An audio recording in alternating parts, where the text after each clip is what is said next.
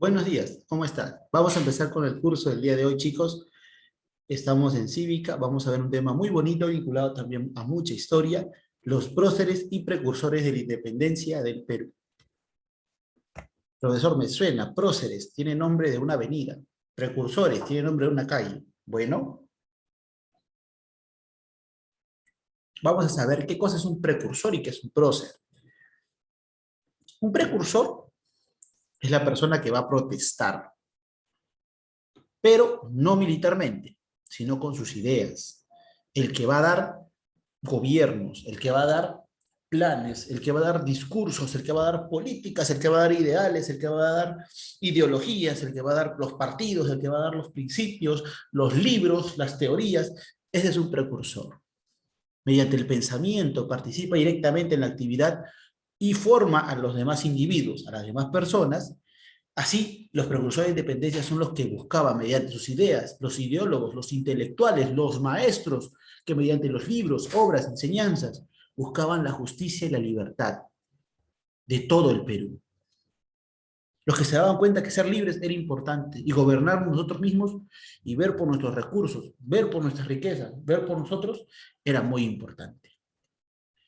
Uno de los más grandes precursores de la época, el señor Francisco Javier Mariátegui, nacido del año 1793 y fallecido del año 1884. Profesor, ¿quién es ese pata? Ni idea lo tienes. Es un abogado y político peruano, partidario del separatismo de España. Para él España no debía gobernarnos nunca más. Tuvo diferentes cargos en la República que fundó San Martín.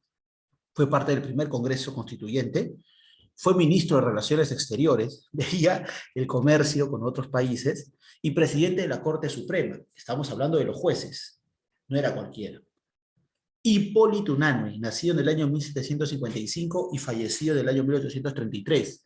Nada más que el único y gran médico naturalista, político, impulsor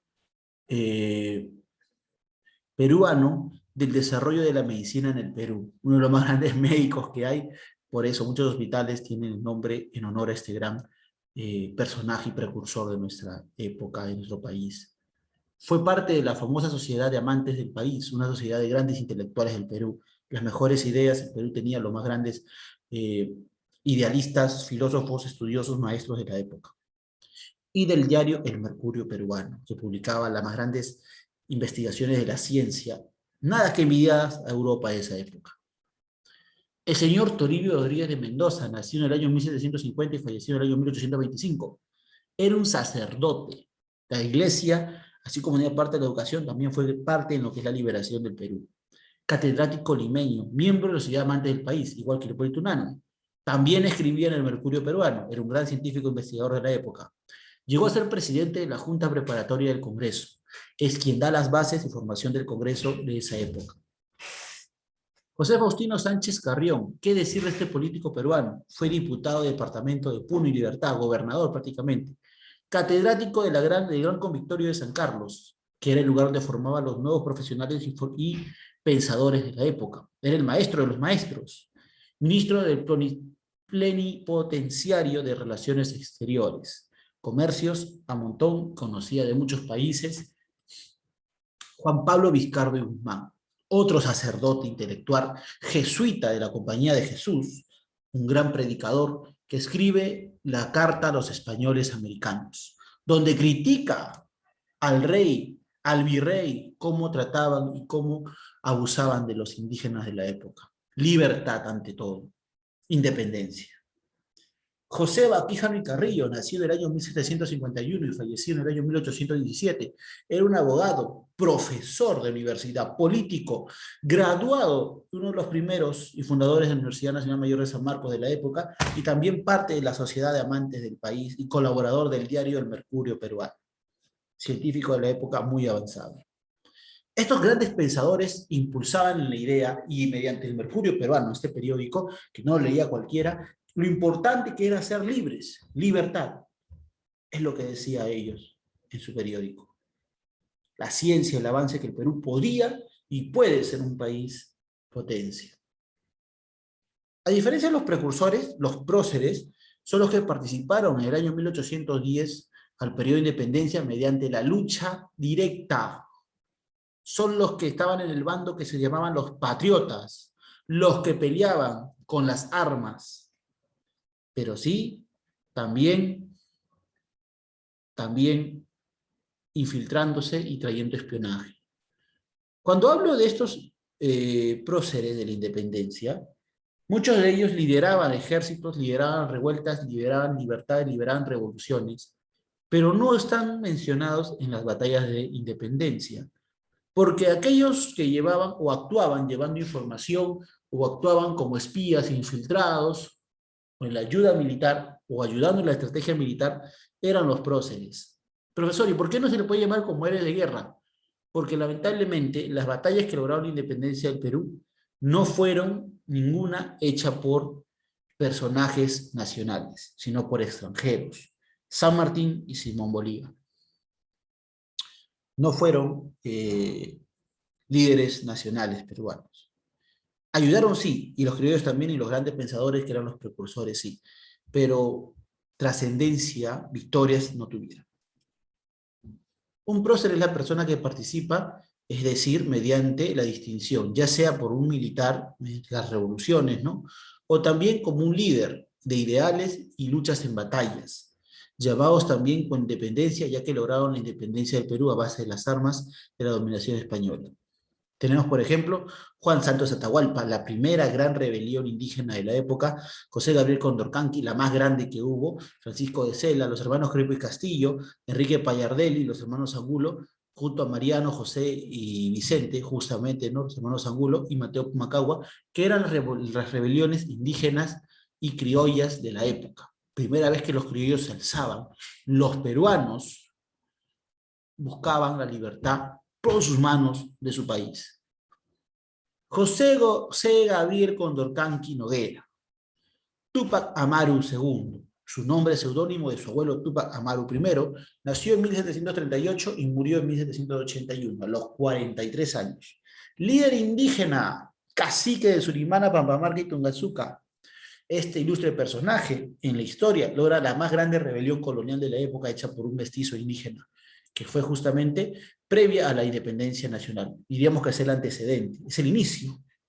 Juan Santos Atahualpa, el primer líder cusqueño que desarrolló la primera rebelión en Chanchamayo, en Junín, en contra del poder del virreinato y queriendo fundar de nuevo el Tahuantinsuyo. Micaela Bastidas, las mujeres también tienen un gran papel acá. Micaela Bastidas Puyacagua, en el año 1745 nace y muere en 1781 junto con su esposo, José Gabriel Condorcanqui. Aconsejó, acompañó y lideró la rebelión en contra del sistema colonial. Una líder femenina. Francisco Antonio de Sela, nacido en el año 1768 y fallecido en 1819.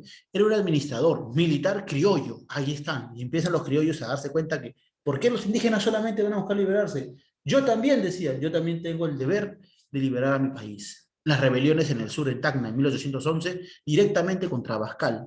El primer grito del libertario que decía, el Perú es libre, independiente, fue con Francisco Antonio de Sela. Mateo García Pumacagua, en el año 1740-1815, era un cacique de la ciudad de Chincheros, el primero que participó en la causa realista, incluso contra Túpac Amaru II. ¿Cómo es eso, profesor? Él empezó apoyando a los españoles, luego se alió y se dio cuenta que estaba mal, y se une a los criollos y lucha contra Abascal, contra el virrey de la época. Anecdótico, ¿no? Formado por españoles, lucha contra Túpac Amaru y luego que se entera por qué luchaba Túpac Amaru, porque estaba en contra de los que eran los corregidores, ¿no? En contra del abuso al indígena, en contra del abuso y los cobros excesivos a los empresarios y comerciantes criollos de la época, y principalmente mestizos. Este señor Mateo García Macaba se da cuenta que se había equivocado, que había luchado mal en contra de Túpac Amaru y dice, no, me voy a unir a los criollos indígenas y lucha contra el virrey Abascal. María Parado de Bellido, en el año 1767 hasta el año 1822, esta gran mujer quechoblante que trabajaba en la zona de correos cumple un papel importante en la independencia, ya que enviaba información a los bandos patriotas, enviaba las cartas donde decía dónde se movía el enemigo y así estratégicamente podían defenderse de los españoles durante el periodo de guerra. Gran heroína María Parado de Bellido. José Olaya Balandra, pescador, chorrillano, de acá, del barrio de Chorrillos, riquísima nosotros, nacido el año 1782 y fallece el año 1823.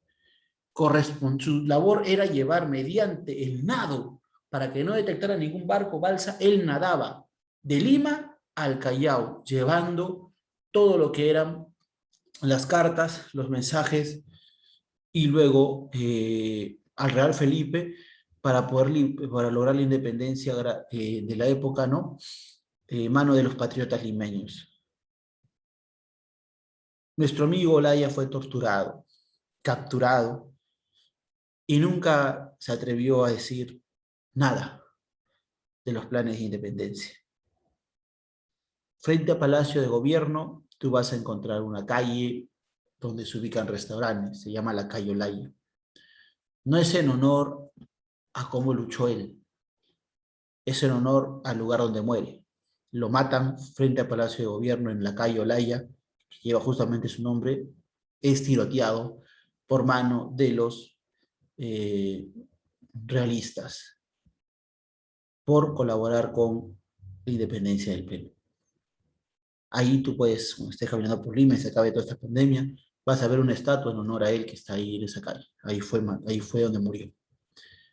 Así, los próceres y los precursores son aquellas personas que hay que hablar de ellos, por su trayectoria profesional y por el inicio de independencia. Más que bien estemos pasando por un momento difícil de pandemia, más que bien estemos pasando por un proceso difícil político, gracias a ellos tenemos una libertad, una independencia. Ahora depende de ti. ¿Qué vas a hacer tú? ¿Cómo te vas a formar para defender a tu país? Es lo más importante. Defender a nuestro país. No solamente con guerras, con batallas, con muchos de ellos, ¿no? Sino siendo unos correctos ciudadanos, siendo profesionales para poder ayudar a nuestro país. Si no, ¿de qué otra forma? Solo la educación lo puede lograr, muchachos. Muy bien, nos vemos en un par de horas en el Zoom. No te olvides, por favor. Cuídate y ya sabes, tenemos un par de horas nuestra clase de Zoom. Cuídate, buen día. Chao.